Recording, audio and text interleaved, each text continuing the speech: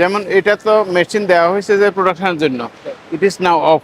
Why এই যে soybean অয়েলটা কোথেকে আসছে? আমরা ক্রুড থেকে আনতেছি, ক্রুড থেকে রিফাইন করতেছি। রিফাইনটা কোথায় করতেছেন? রিফাইন করতেছি কমপ্লেক্স 1 এ। কমপ্লেক্স ওয়ানে? এটা স্যার কমপ্লেক্স 2 স্যার। তাহলে ওখানেও আমাদের একটু যেতে ভালো হয়। রিফাইনারি। হ্যাঁ। এখান থেকে ওই যে রেজিনগুলো আসতেছে, প্রিফর্মগুলো এসে বোতল হচ্ছে।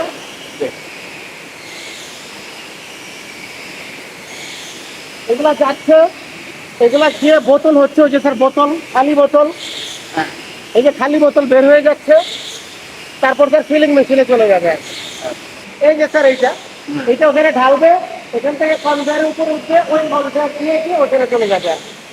এর মধ্যে যদি কোনো ডাস্ট বা অন্য কিছু থাকে তাহলে ডিডাস্টিং সিস্টেম আছে, ক্লিনিং সিস্টেম আছে, বা যদি কোনো রিজেকশন থাকে, আটা দাগ এই সেই, এগুলো তো রিজেক্ট করার ব্যবস্থা আছে অটোমেটিক। ডিরেক্ট করে এগুলা আবার তৈরি করা হয়। এগুলো আবার রিসাইকেলে চলে যাবে। এটা ব্লো করে এটা হচ্ছে ডাইস আছে, এটা বলছি। মোল্ড আছে।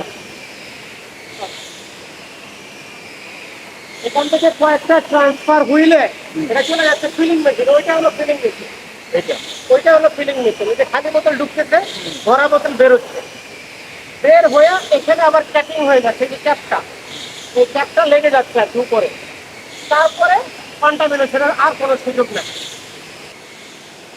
কিন্তু ওই যে স্যার বোতলগুলো এসে ক্যাপিং হয়ে এদিকে বের হয়ে যাচ্ছে। মাঝে মাঝে দেখেন স্যার এয়ার বাবল কিন্তু দেখা যাচ্ছে। যখন আস্তে আস্তে এয়ার বাবলগুলো সেটেল হবে তখন একদম ক্লিয়ার। ক্লিয়ার। স্যার আবার লেভেলিং হবে, লেভেলিং এখানে আমাদের প্রিন্ট হচ্ছে, বোতলের এমআরপি, ব্যাচ কোডিং এগুলো প্রিন্ট হচ্ছে।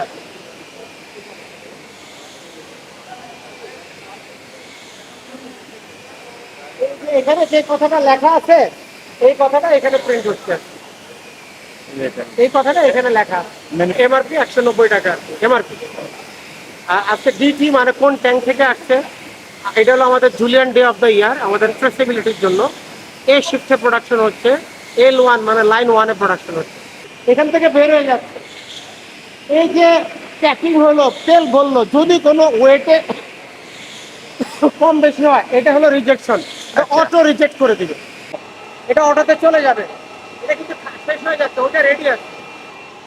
এই যে এখানে লেভেল ছাড়া বোতলগুলো ঢুকে লেভেল হয়ে বের হয়ে যাচ্ছে। খুব হট টানে, এটা অনেক গরম।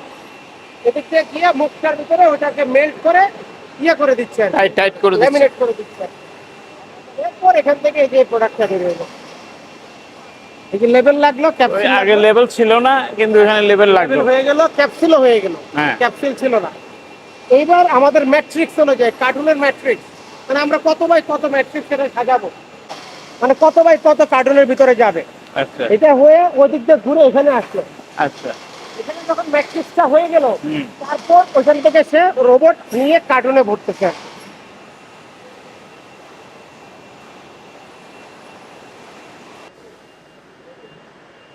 এগুলা অফ রয়েছে নাকি? স্যার ওই যে একটা চলতেছে, হুম। ওই যে ওখান থেকে দেখলাম না স্যার, না এরকম ওটা তো স্পাইরাল দেখলাম। আমাদের আছে। তার মানে না, এখন এখন একটু জানার বিষয়, যেমন এটা তো মেশিন দেওয়া হয়েছে যে প্রোডাকশনের জন্য, it is now of. Why?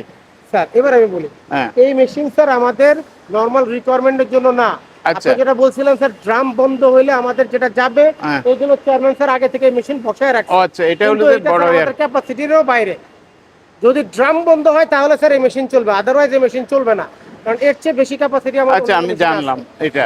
তার মানে এটা এডিশনাল। এটা এডিশনাল। নেক্সট স্টেপ, যদি আপনার বড় ইয়ে করেন জারে, হ্যাঁ জারে, জারে প্যাকেজিং করার জন্য এই মেশিন, কিন্তু এখনো মার্কেটে ওটা হয় নাই, ওইটা হয় নাই, চালু হয় নাই। চালু হয় নাই।